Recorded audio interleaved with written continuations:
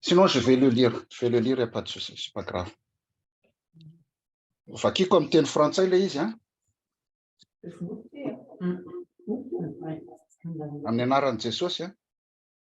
Femme, je vais le lire à partir du verset 21.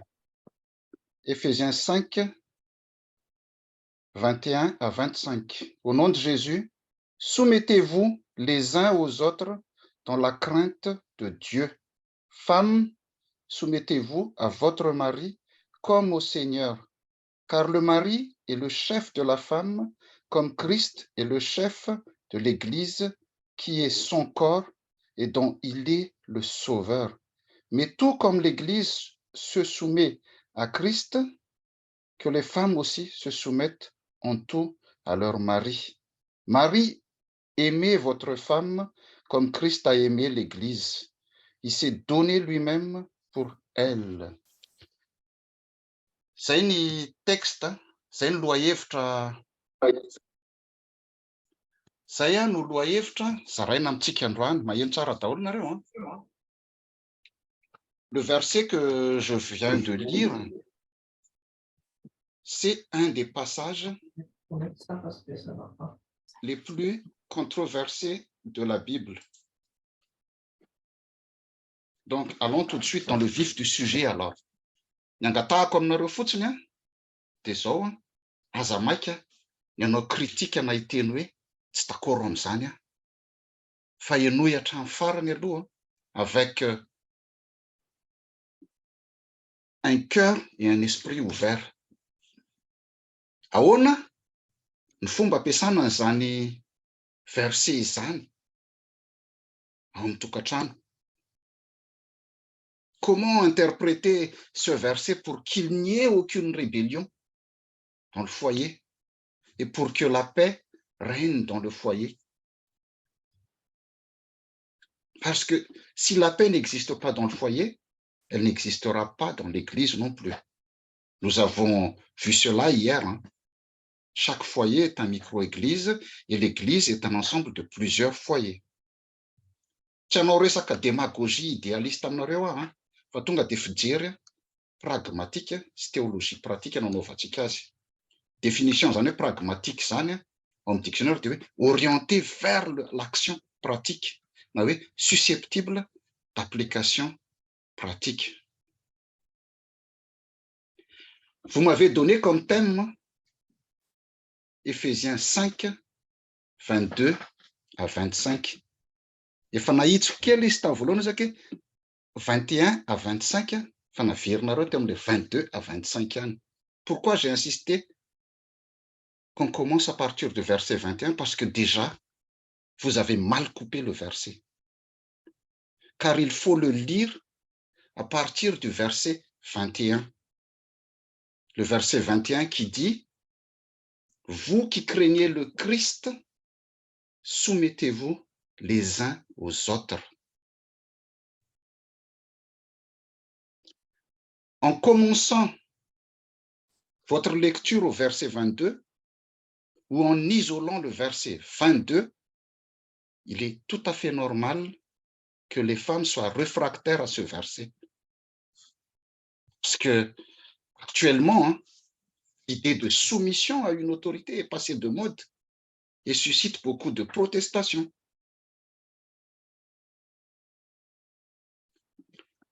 Dans le texte de base, c'est-à-dire le grec, le texte grec, le verbe utilisé est le verbe hypotasso. C'est un verbe appelé grec, hypotasso. Son vrai sens est soumettre, obéir et être sous l'autorité d'eux. Il n'y a pas à discuter là-dessus. C'est un verbe appelé Par contre, dans le texte grec, le verbe soumettez-vous, maneke, est au participe présent et non à l'impératif. Zany hoe raha adika amin'ny teny arabaky teny izy zany. Dia hoe vous soumettons.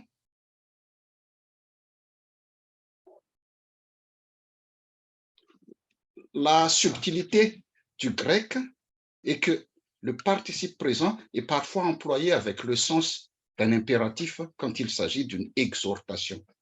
Mais dans le contexte ici, il faut savoir que dans le texte grec, le verset 22 qui dit « Femmes, soumettez-vous à votre mari comme au Seigneur »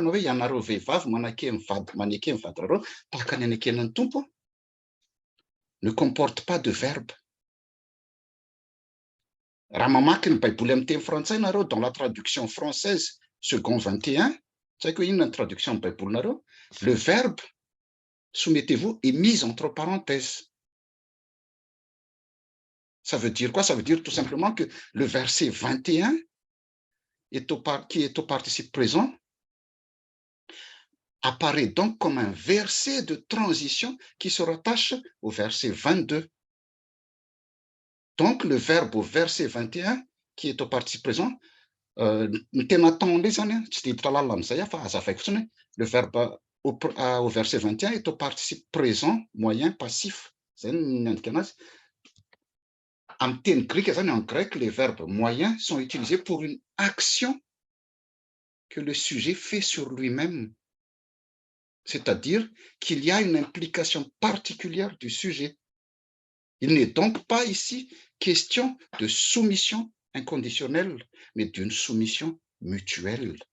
Tokony mazava tsara zany zay. Zay mahatonga antsika foana rehefa ampianarina, rehefa mamaky dia tsy izay verset mahafinaritra no manetro antsika fotsiny fa replacena dans le contexte foana les versets. Nanome passage biblique anankiroa teo, passage biblique anankiroa, le nitenenareo Ephésiens 5 teo iny efa mivakitsika iny, dia ny iray Petera voalohany toko fahatelo andiny voalohany ka hatramin'ny fahafito, 1 Pierre 3 1 à 7. Je vais le lire. Na raha misy olona akaikaiky micro aminareo afaka mamaky azy.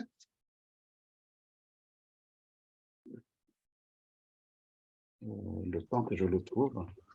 1 Pierre 3, verset 1 à 7, c'est ça? Oui, c'est ça. Vakina ary arahantsika mamaky amin'ny anaran'ny Tompo. Ary toy izany koa ianareo vehivavy manekeny vadinareo mba voataona ny fitondrany tenany vavy izy, na dia tsy amin'ny teny aza.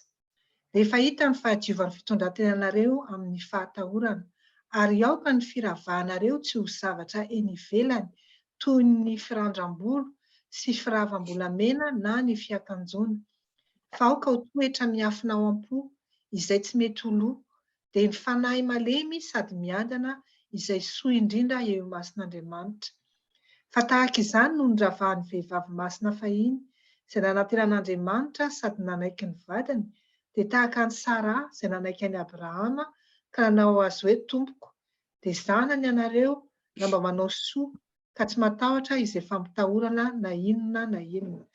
Ary toy izany koa ianareo lehilahy, miaraha mitoetra aminy araka ny marina, manaja ny vavy tahaka ny mety atao amin'ny fanaka malemilemy kokoa, sady mpiara-mandova ny fahasoavan'ny fiainana mba tsy voasakana ny fivavahanareo. Amen. Amen. Raha nandinika tsara nareo zany dia zao, le Ephésiens 5, 22 à 25, 21 à 25 azafady, sy le 1 Pierre 3, 1 à 7, dia dinio tsara ara le izy. Dinio tsara fa mitovy tanteraka ny zavatra ambarana. Ianareo vehivavy manekeny vadinareo, ianareo lehilahy tiava ny vadinareo. Mpanoratra anankiroa samihafa ireo, samy manana ny maha-izy azy. Ny Efesianina, Paul nanoratra azy. Petera nanoratra ny bokin'ny Petera mazava ho azy. Kanefa dia mitovy tanteraka amin'ny fampianarana omeny. Et les deux utilisent le même verbe hypotasso. Midika zany fa ireo verset ireo des versets importants, versets incontournables eo amin'ny fiainan'ny olona kristianina. même si ça nous dérange, ça nous énerve parfois, ça ne nous plaît pas. C'est incontournable, important, indiscutable, mais il faut bien l'interpréter. Ny voasoratra Petera izay vakintsika teo, raha tena nihaino tsara ianareo, dia hita raha fa mbola mafimafy kokoa. Ny tenin'ny Petera no ny teny voasoratra Paoly. Ny an'ny Petera zany, satria ny an'ny Petera hitako hoe mafimafy kokoa raha ny exhortation an'ny Petera no nen'ny Paoly. Dia ho dinihantsika hoe ahoana ny filazan'ny Petera azy. 1 Pierre 3, verset 1 à 7. Ny andininy voalohany, verset 1. Ianareo vehivavy manekea ny vadinareo.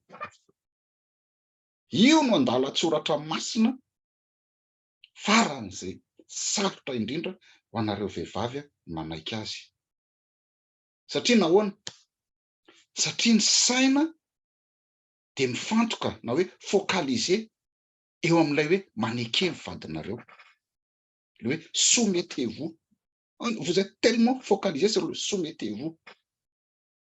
Dia tonga dia mivoaka sy mibahana ao an-tsaina le hoe ilay côté rebelle zany, le côté féministe, activiste sy tsy manaiky lembenana ao anatin'ny vehivavy. Dia tsy mieritreritra intsony ilay toy an'le verset izy, le toy an'le andinin-tsoratra masina intsony. Araka ny efa nolazaiko teo averina ihany hoe problème antsika anie dia izao hoe rehefa misy andalan-tsoratra masina mahafinaritra na manaitra ny masontsika dia iny ihany no tadidintsika, fa tsy mihevitra izay zavatra niseho tamin'ny fotoana nanoratana azy isika na ny antony nitenenana an'izany. Zay ilay atao hoe manao interprétation hors contexte. Rehefa mamaky baiboly ianao dia aza izay teny mahafinaritra ny sainao na tsy maharesy lahatra anao fotsiny no tadidiana, fa vakeo tanteraka ny andininy teo aloha na ny chapitre teo aloha sy ny ao aorianany, ny toko iray manontolo, ny toko eo aloha na ny ao aorianany, mandra-pahazonao an'izay tena tiany ambara sy ny tena heviny. Si on prend Genèse 3, verset 16. Genèse 3, verset 16 dit, ary ny vadinao no ianteheran'ny fanirianao ka izy no hanapaka anao. Zany teny zany dia teny lazain'Andriamanitra tamin'ny Eva tao aorian'ny fahalavonana, hoe tao après la chute en fait. Zany ny teny nambaran'Andriamanitra. Dikan'izany dia izao, ny lahy no lohan'ny vavy dia tahaka ny Kristy lohan'ny fiangonana. Si vous regardez bien, si vous lisez bien la Bible, du début jusqu'à la fin, raha jerena ny tantara ao amin'ny baiboly hatrany am-piandohana hatrany amin'ny farany, dia isaky ny misy lehilahy lavo ny fahotana dia vehivavy avokoa no anton'izany. Ohatra i Adamo, ohatra i Abrahama, ohatra David, ohatra anankiray Solomona sy ny sisa maro samihafa. Raha mbola mamaky nareo ny boky ny tantara sy ny boky ny mpanjaka ianareo dia hitanareo fa be dia be zany ohatra zany. À chaque fois qu'un homme chute, il y a toujours une femme, ou c'est toujours à cause d'une femme. Je n'accuse pas les femmes. Ohatra ihany koa anankiray Akaba sy Jezabela. Aoka ty zavatra lazaiko ty raha ny tena hoe zavatra nolazaiko teo iny tsy atao fandemetsaina sy hoe entina anaovana didijadona na entina anaovana tsinitsinina sy famoretana ny vehivavy ao an-tokantrano. Fa aza mbola falifaly aloha izay lehilahy manatrika eo fa ho avy eo koa ny anjaranareo rehefa avy eo. Ary ho hitanareo fa tompona andraikitra, responsable lehibe noho ny an'ny vehivavy isika amin'ny fandehana ny tokantrano na tsy. Tsika lehilahy dia responsable koa amin'izany rehetrarehetra izany. Manekea ny vadinareo, tsy midika mihitsy io teny io hoe ambany noho ny lehilahy ny vehivavy. Ça ne veut pas dire cela, mais ça veut dire que homme, araka ny fanazavako tamin'ny tery am-boalohany amin'ilay dikan'ilay hypotasso sy les verbes, conjugaison des verbes, homme et femme, ça veut dire que homme et femme ont une valeur égale. Mitovy ny lehilahy sy vehivavy ary mbola voalaza zany ny saotra masina tsy hisy tsony na lahy na vavy na grika na tsy grika na andevy na tsy andevy. Hommes et femmes ont une valeur égale, mais valeur égale ne veut pas dire identité de rôle. Zavatra roa samihafa izay. Valeur égale ne veut pas dire identité de rôle. Tsy tonga ho azy teto an-tany ianao. Averina amintsika foana zany. Misy antony namoronana anao, misy mission tiany tompo ho tanterahanao ety. Dia izay mission anao izay no tanterao. Je prends un exemple. Exemple raisiko dia izao. Alaivo sara an-tsaina hoe mialamila an'Andriamanitra isika.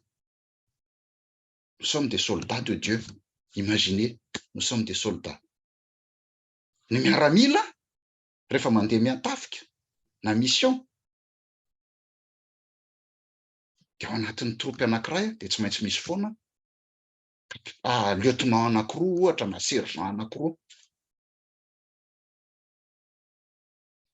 De même grade zany. Il y a toujours soit quand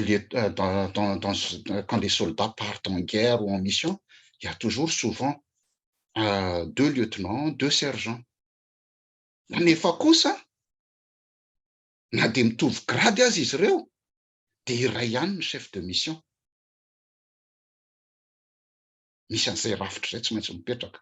Ils ont une valeur égale, mais le chef de mission, il n'y a qu'un seul chef de mission. Raha misy tsy manaiky an'izany rafitra izany, ny ray amin'izy ireo dia en danger ny fatotosan'ny mission. Dans le foyer alors, dans le couple, ny mission iraisana fa ny lehilahy no tompon'ny teny farany ary tompona andraikitra tanteraka izy en tant que chef de mission, tompona andraikitra tanteraka amin'ny fandehanana ny fiainan-tokantrano na amin'ny tsy fandehanany ihany koa. L'autorité de l'homme est une autorité déléguée. Mais l'autorité déléguée ne doit jamais être exercée d'une manière égoïste. C'est ça qu'il faut savoir. Mbola mijanona amin'ilay bokin'ny Petera teo ihany tsika, toizantsika. Mbola amin'ny bokin'ilay Petera voalohany ihany, toko fahatelo andininy voalohany foana tsika izao, mbola andininy voalohany ihany.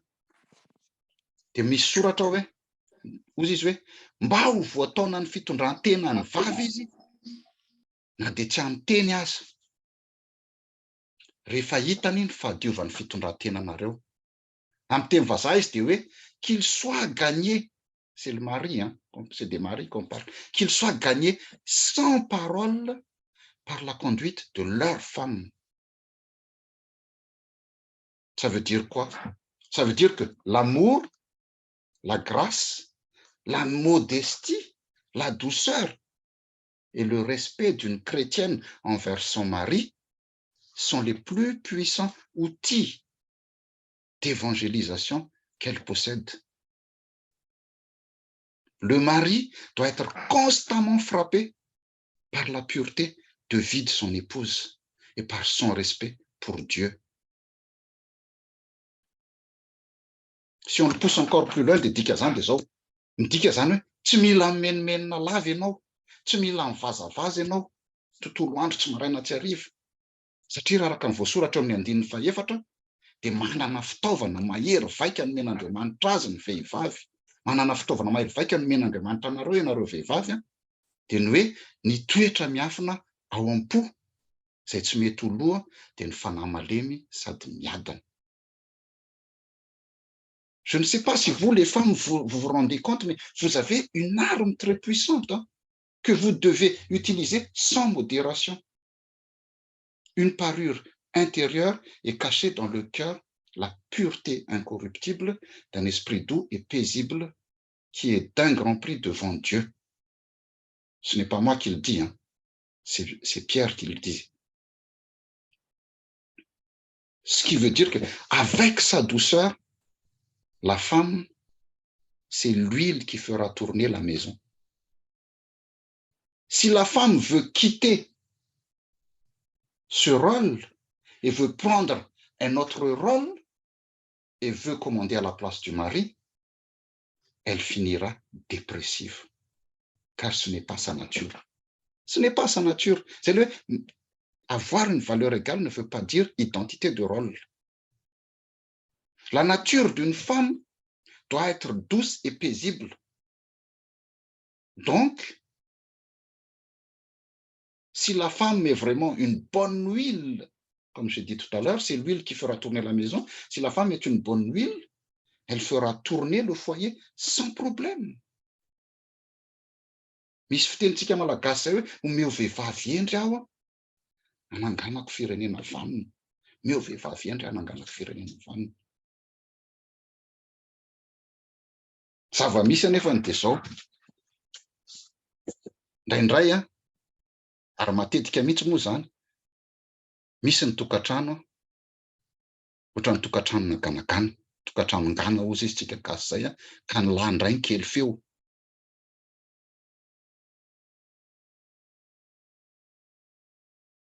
Tokantrano ganagana ka ny lahy indray ny kely feo.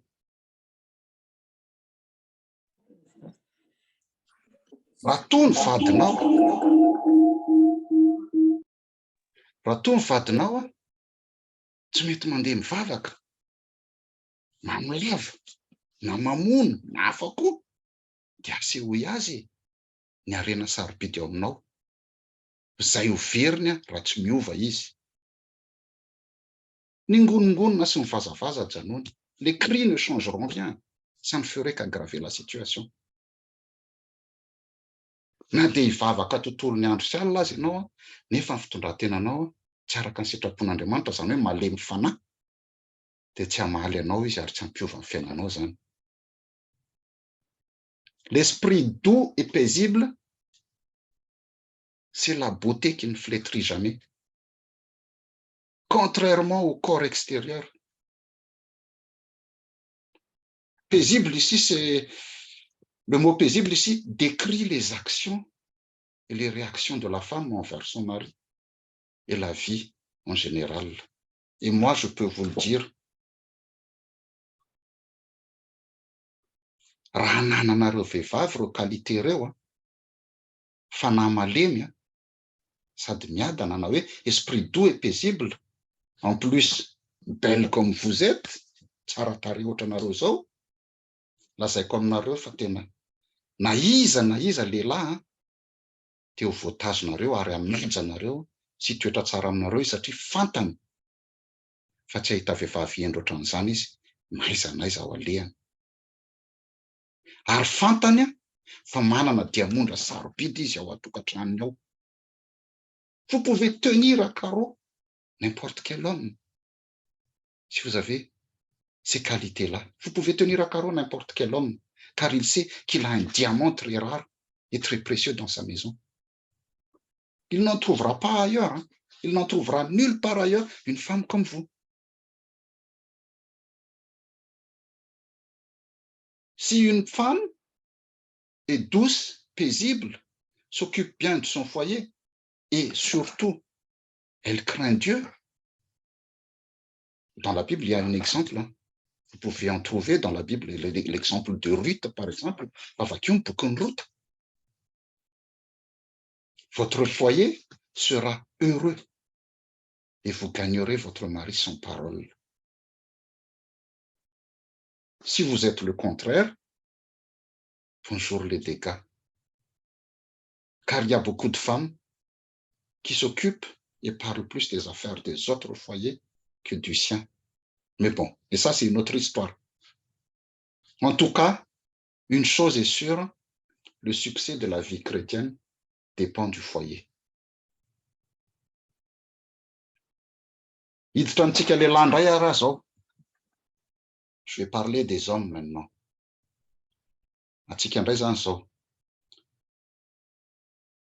Amle Petera voalohany ihany tsika zao, ce qui est écrit, ianareo lehilahy miara mitoetra aminy araka ny marina manaja ny vavy. Hoy aho teo hoe ny vehivavy no menaka mampiodina ny tokantrano. Eto indray zany dia milaza amintsika lehilahy hoe isika lehilahy no essence na gasoil mamelona sy mampandeha azy. Nahoana Nahoana ny teny soratra masina milaza eto hoe ianareo lehilahy miara mitoetra aminy araka ny marina manaja ny vavy. Tout simplement parce qu'un homme doit aimer sa femme comme il s'aime lui-même. Tokony ho tiany vadiny tahaka ny tenany ihany izy. Mba azonareo azy tsara dia zao. Omeko karazana toetrana lehilahy na raim-pianakaviana fahita eny amin'ny tokantrano eny nareo. Tsy tena hoe tao amia reo, na taiza reo, na tany reo, na tsy fantatro, mais je parle de la famille, des hommes en général. Il y a des pères de famille qui sont des vrais pitbulls. Raim-pianakaviana pitbull. Masika be. Io le karazana lehilahy vao miditra ny trano izy dia lasa misitrika any ambany latabatra daholo ny zanany. Namidy any an'efitra. Raha matoa miafina any an-dakozia, mody manao raharaha be anafenana an'ilay famoiza-po ohatra. Io le lehilahy, karazana lehilahy masika loatra, be menomenona, mamono, manao didy-jadona, tsy azo ifandarana mihitsy. Fa ny azy foana ny marina. Tsy fianakaviana izany ry havana. Tsy fianakaviana izany satria tsy fitiavana intsony no manjaka ao an-tokantrano fa ny tahotra.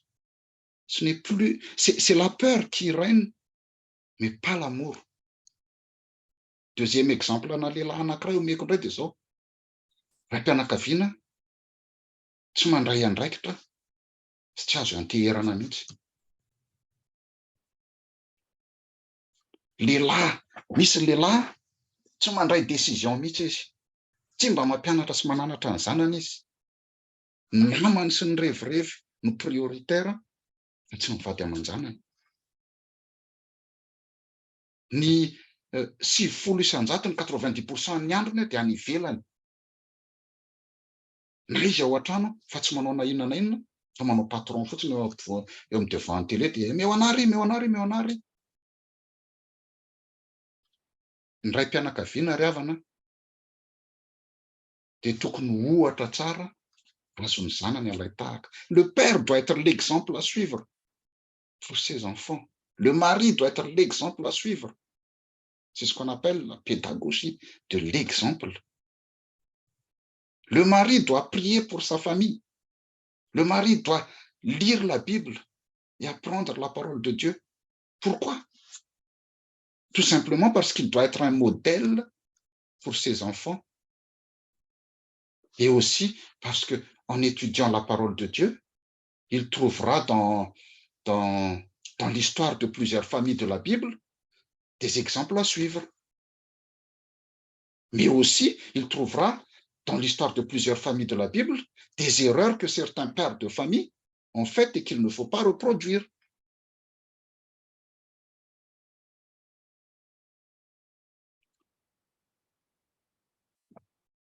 Pour être solide et harmonieuse, la famille doit être construite comme une maison. Tokony construite ohatrany hoe trano zany ny fianakaviana, zay mahatonga azy antsoina hoe tokantrano. La famille doit être construite comme une maison. Premièrement, la famille doit être construite sur une fondation solide, c'est-à-dire Jésus-Christ. Deuxièmement, la famille doit avoir, comme une maison, il doit avoir des murs pour le soutenir. Une maison doit avoir des murs pour le soutenir. Il en est de même aussi pour la famille, il doit avoir des murs pour le soutenir, pour protéger du regard extérieur tout ce qui se passe à l'intérieur et soutenir le toit.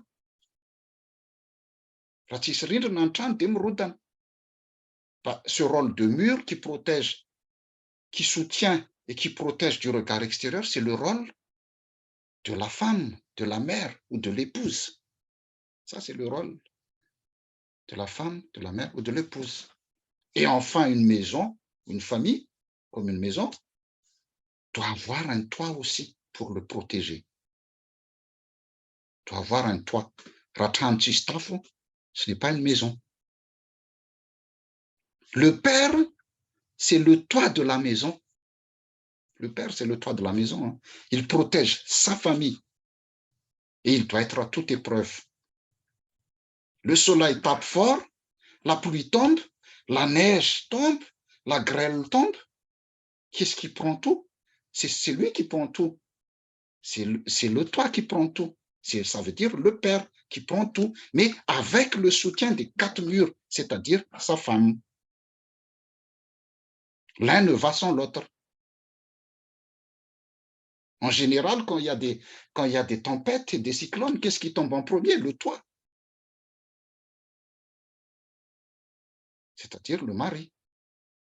S'il manque un de ces éléments, la fondation, les murs et le toit, la maison s'écroule.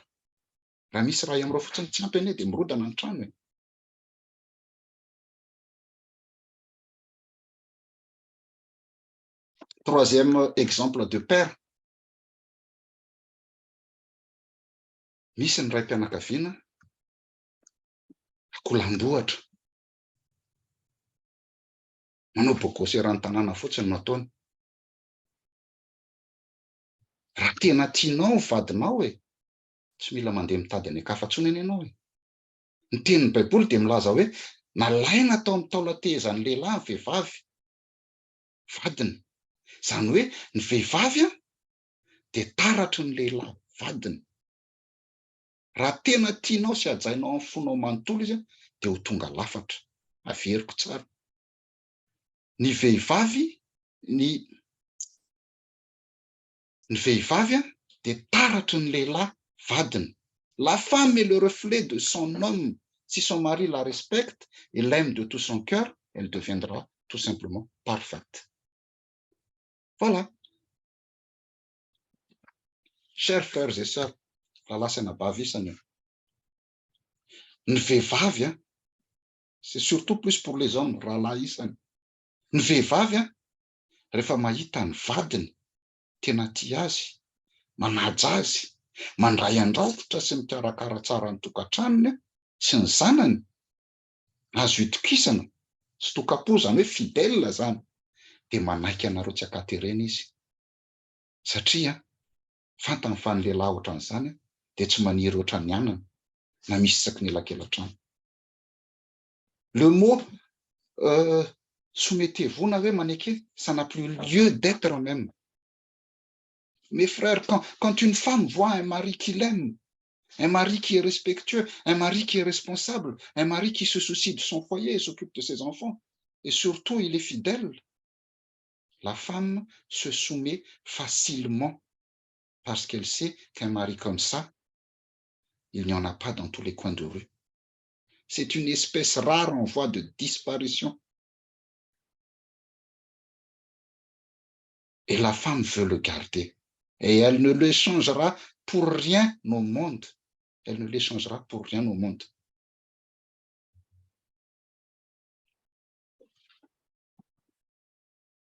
Ohatran'ny lava be zany, ohatran'ny be resaka be. En fait, maneke ny vadinareo sy ny hoe tiava ny vadinareo dia voafehy amin'ny hoe mifaneke ianareo amin'ny fatahorana an'i Kristy. Zay le verset, lozaka hoe nasoronareo le sy taminareo nanome an'le thème hoe tonga dia natombokareo teo amin'ny 22. Mais tout est résumé dans le verset 21. Mifaneke ianareo amin'ny fatahorana an'i Kristy. Amin'ny teny frantsay moa izy teo tsy tadidiko hoe ahoana moa le bon, hitanareo ihany izy, jerevanareo izy amin'ny teny frantsay fa dia zay le izy hoe mifaneke.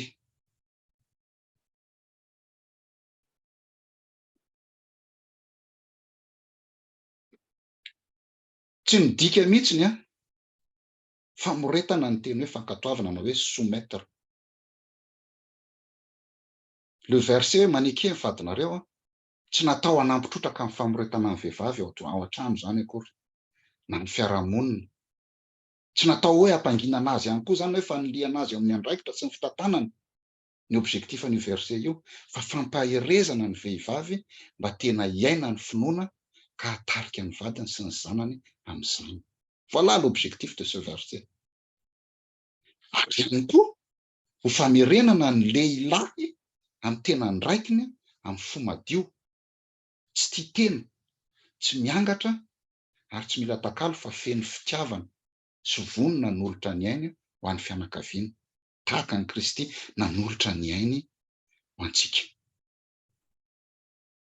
Efesiens 5:25 dit: ianareo lehilahy tiava amin'ny vadinareo dia tahaka ny tiavan'ny Kristy ny fiangonana ka nanolorany ainy hamonjy azy. Soyez un vrai père de famille. Mes chers frères, soyez un vrai père de famille, mais pas simplement un homme. Ce n'est pas la même chose être père de famille hein, et être un homme. Un homme est égoïste et ne pense qu'à lui. Mais un père de famille est plein d'amour et passe le bien de sa famille avant tout. Voilà la différence entre les deux. Un vrai chef de famille comme Jésus, chef de l'Église, c'est-à-dire un chef plein d'amour et prêt à se sacrifier, mais pas un chef dictateur. De même que Christ a donné sa vie pour l'Église, l'homme doit donner sa vie pour sa famille. Comme Jésus, le dernier mot que je vais dire, comme Josué a conduit et a fait entrer les enfants d'Israël en terre promise, comme Jésus nous a fait entrer dans la grâce par son sacrifice sur la croix, l'homme doit être prêt à tout pour sa famille et la conduire à Dieu. Si quelqu'un doit souffrir, c'est le mari qui doit souffrir pour sa femme et ses enfants et non l'inverse. À Dieu seul soit la gloire. Amen.